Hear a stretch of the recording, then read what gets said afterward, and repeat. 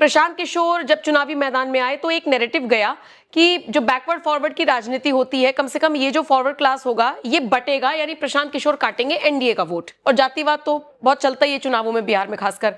लेकिन हम देख रहे हैं कि प्रशांत किशोर, जिनको एलीट क्लास तो बहुत पढ़ा लिखा क्लास तो मतलब अब फॉरवर्ड वाले जो लोग हैं वो उनकी तरफ जाएंगे, लेकिन हम देख रहे हैं कि वो भी वही राजनीति कर रहे हैं। तो टीका नहीं लगवा रहे हैं, तो टीका हटवा रहे हैं, तो टोपी तो पहनकर जा रहे हैं। देखिए, मुझे लगता है प्रशांत यार किशोर डिग्री पूछ लो तो भाग जा रहे हैं। प्रशांत किशोर ने नेटफ्लिक्स पे कुछ ज्यादा ही फिल्में देख ली हैं, और उनको उनको कहीं इस बात का घमंड हो गया था कि मैं देश में इकलौता ऐसा महामानव हूं कि मैं जिसको छू दूं वो सोना बन जाए। नहीं, ये तो फिर आप कह सकते हैं वो केजरीवाल से भी इंप्रेस हो चुके हो सकते हैं, या वो नायक फिल्म देखकर अनिल कपूर से भी इंप्रेस हो चुके हो सकते हैं। वो इतने सेल्फ ऑब्सेशन में हैं कि उनको लगता है कि अच्छा, उसका एक रीजन है, क्योंकि उनके सक्सेस की चर्चा तो हर कोई कर रहा है, पर उनके फेल्योर की चर्चा कोई नहीं कर रहा है। उन्होंने ही तो ये नारा दिया था, 2 युवाओं का साथ पसंद है। उन 2 युवाओं का क्या हुआ 17 के चुनाव में? धूल फांक रहे थे वो 2 युवा।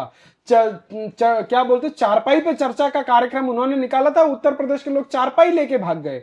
और उसके बाद उन्होंने सबके साथ काम किया, उसने देश के हर विपक्ष के नेता के साथ काम किया। और जब बारी अपनी आई, कितनी बड़ी बड़ी डींगे हाँकते थे कि जी हमने जो है 2 अक्टूबर को पार्टी बनाई, अब हम बिहार में ये कर देंगे, बिहार में वो कर देंगे, फलाना कर देंगे। अच्छा, आपने एक चीज नोटिस करी होगी, वो लालू यादव के बेटे पर सिर्फ एक कटाक्ष करते हैं कि वो 9वीं फेल है। उसके अलावा लालू यादव के जंगल राज के बारे में या लालू यादव के चारा घोटाले के बारे में वो कभी बोलते हुए नजर आए? कभी नहीं नजर आए। सिर्फ और सिर्फ एक रेलेवेंस दिखाने के लिए कि हाँ मैं लड़ रहा हूं। आप सोचिए, जो बंदा दुनिया को, एक बिहार को एक होप दे रहा है कि भैया इनने भी नहीं किया, इनने भी नहीं किया, हम पूरे बिहार में यात्रा करके आए, अब हम नया बिहार बनाएंगे। भाई चुनाव लड़ लेते, काहे नहीं लड़े? राघोपुर से लड़ लेते। तुम्हारे तो लोगों ने बड़े सर्वे किए, उन्हीं की पार्टी के अंदर सिर्फ टव्वल है, लोग पर्चा लेके घूम रहे। बोले कि जैसे केजरीवाल में होता था ना कि जी हम पहले सर्वे कराएंगे, जनता जिसके नाम पे मुहर लगाएगी हम उसको टिकट देंगे।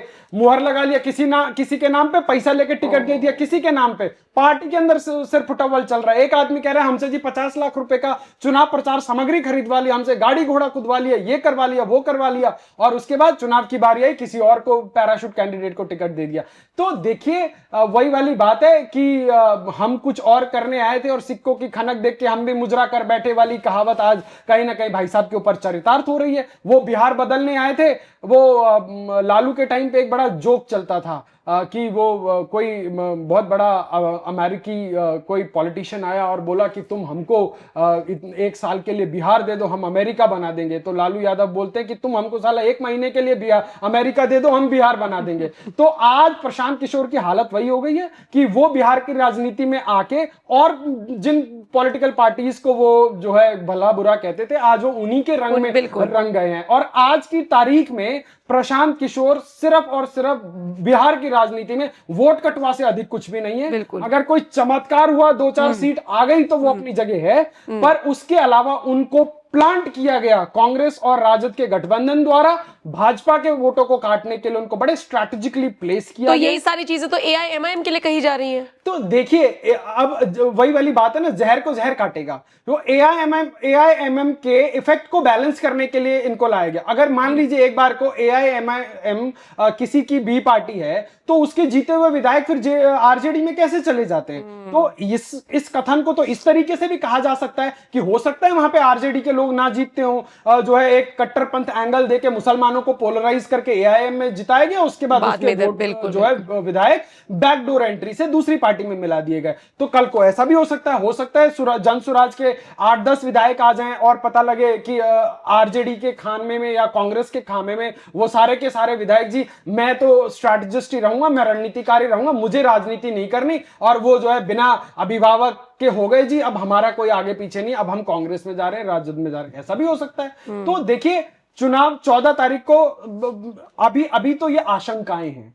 14 तारीख को पता लग जाएगा कि प्रशांत किशोर जी किसके एजेंट हैं, किसके लिए काम कर रहे हैं। चलिए, देखने वाली बात होगी। 14 नवंबर तक सारी स्थिति क्लियर हो ही जाएगी, और 14 नवंबर का दिन तो वैसे भी बहुत अहम होने वाला है। तो आपका क्या लग रहा है आपको, मतलब अपनी सीट भी वो बचा पाएंगे या नहीं? और दूसरी बात, आरजेडी को कितना डैमेज कर सकते हैं? देखिए, तेज प्रताप जिस तरीके से चुनाव में उतरे हैं, एक तरफ परिवार ने उनको दरकिनार कर दिया है, और तेज प्रताप जिस मजबूती के साथ जो है चुनाव लड़ रहे हैं 17-18 सीटों पर, और जिस प्रकार से जो लालू परिवार के अंदर की फूट है वो पूरे बिहार की राजनीति के पटल पर आ गई है। ठीक है। आप वहां देख रहे हैं कि कैसे रोहिणी आचार्य जो है उनको पिछले कुछ समय से जो है ढाढ़स बंधा रही हैं, उनके साथ सपोर्ट में दिखती हैं।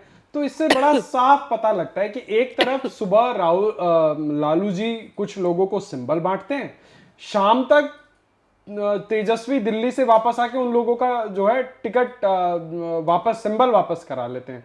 तो आपने ऐसा ही घटनाक्रम कुछ उत्तर प्रदेश में देखा था, जब स्वर्गीय मुलायम सिंह जी के साथ जो है किस प्रकार स्टेज पे बर्ताव किया गया था, और उसके बाद तो जो समाजवादी पार्टी के साथ हुआ वो इतिहास में बस वो दिख गया था। अभी ये एकदम सामने नहीं आ पा रहा, पर ये समझ स्टेज सबको पे नहीं आया, पर ये जो है पूरी मीडिया में चल रहा है। और आपने एक बॉडी लैंग्वेज भी देखी होगी कि लालू यादव किस प्रकार अपने घर पे जो है एक कुर्सी पर बैठे हैं, दूसरी कुर्सी पे टांग चढ़ा रखी है, और लोग उनके पास आ रहे हैं, आके पैर छू रहे हैं, उनको कोई बुके दे रहा है, वो उनकी तरफ देख भी नहीं रहे। बिल्कुल। तो ये जो एक तरह का लालू प्रसाद के परिवार का जो एक बिहार की राजनीति में वर्चस्व का घमंड है, ये मुझे कहीं ना कहीं उनका किला दरकता हुआ नजर आ रहा है। पिछले ही चुनाव में दरक चुका था, इस चुनाव में जो रही सही कसर है वो पूरी हो जाएगी। देखिए, जब हम किसी भी राज्य की राजनीति की बात करते हैं तो निश्चित रूप से राष्ट्रीय मुद्दे और राज्य के मुद्दे कुछ अलग होते हैं, पर कुछ जो ऐसे राष्ट्रीय मुद्दे होते हैं जिनको आप इग्नोर नहीं कर सकते। और जो बिहार है, बिहार के लोगों का कंट्रीब्यूशन देश के हर कोने में है। राष्ट्र के निर्माण में बिहार के लोगों का एक बहुत अभूतपूर्व योगदान है। चाहे आप एक मजदूर की बात करें, चाहे आप एक बहुत बड़े आईएएस, आईपीएस, आईएफएस ऑफिसर की बात करें, सो बिहार का व्यक्ति आपको शून्य से लेकर शिखर तक, आपको हर पायदान पर आपको एक बिहारी मिलेगा। आप बिहार से? मैं बिहार से नहीं हूं, पर मैं बिहार के बारे में जो जानता हूं वो आपके माध्यम से दर्शकों को साझा कर रहा हूं। हाँ, पर आज जब मैं ये देखता हूं कि जिसके परिवार से दो लोग मुख्यमंत्री रहे हो, माई मुख्यमंत्री, बापू मुख्यमंत्री, लड़का 9वां पास नहीं कर पाया, उसके बाद क्रिकेट खेलने गया, वहां पे भी बेचारे को वो पानी उठाने वाला बना के छोड़ दिया गया, वो क्रिकेट भी छोड़ के आ गया। अब वो आके लंबी लंबी लफ्फेबाजी करता है। भाई, तुम एक प्रदेश के मुख्यमंत्री बनना चाहते हो, तुम्हें जरा बहुत मैथमेटिक्स, इकोनॉमिक्स तो समझ आना चाहिए। बिहार का बजट कितना है? 3,95,000 करोड़ का बजट है, और लालू के लाल 2.5 करोड़ परिवार को, एक एक परिवार में एक एक जने को जो है वो सरकारी नौकरी बांट रहे हैं। अगर हम सरकारी नौकरियों की बात करें, आज के आंकड़े में मेरे ख्याल से कोई 20 लाख सरकारी, 20 से 25 लाख के आसपास सरकारी नौकरियों में लोग रहे होंगे। पर वो भाई साहब कह रहे हैं कि मैं 2.5 लाख लोगों को, 2.5 करोड़ लोगों को नौकरियां दे दूंगा। और सबसे मजेदारी वाली बात, उनकी पार्टी के प्रवक्ता जिनके नामों के आगे बड़ा बड़ा डॉक्टर लिखा है, भगवान जाने कौन से विषयों में पीएचडी करके, विद्यावारिधि करके वो लोग डॉक्टरेट लेके बैठे हैं, वो आके उस फलसफे को जो है डिफेंड कर रहे हैं, बिल्कुल मतलब शीर्षासन करके डिफेंड करने में लगे हुए हैं कि जो उन्होंने कहा है। अभी मैं उनकी एक प्रवक्ता का इंटरव्यू कल परसों किसी चैनल पर देख रहा था, वो कह रही है कि जी बिहार में इंडस्ट्री आएगा, बिहार में ये होगा, बिहार में फलाना होगा। तुम्हारे चचा की सरकारें 15-20 साल रही, 20 साल जो है लालू का लालटेन जलता रहा, जितनी इंडस्ट्रियां थी सारी उठ के काहे चली गई? सही बात है। उसका जवाब कहां से नहीं है? आम आदमी तो वहां पर टिकता नहीं है। अब क्या हुआ कि पहले इन बबुआ को पहले ये 20 दिन घूमते रहे राहुल बाबा के पीछे कि भैया राहुल बाबा हमारे नाम की सिफारिश मुख्यमंत्री का कर देंगे, क्योंकि हम जो है इनको प्रधानमंत्री बनाने के लिए लोकसभा में बहुत जुगत बढ़ाए, उसका कर्ज उतारेंगे। राहुल बाबा पट से पलट लिए। पत्रकार ने पूछा प्रेस कॉन्फ्रेंस में, साझी प्रेस कॉन्फ्रेंस में, कि राहुल बाबा किसको, तेजस्वी जी को मुख्यमंत्री कैंडिडेट घोषित करेंगे? गोल गोल जलेबी की तरह जो है सवाल का जवाब घुमा के वो निकल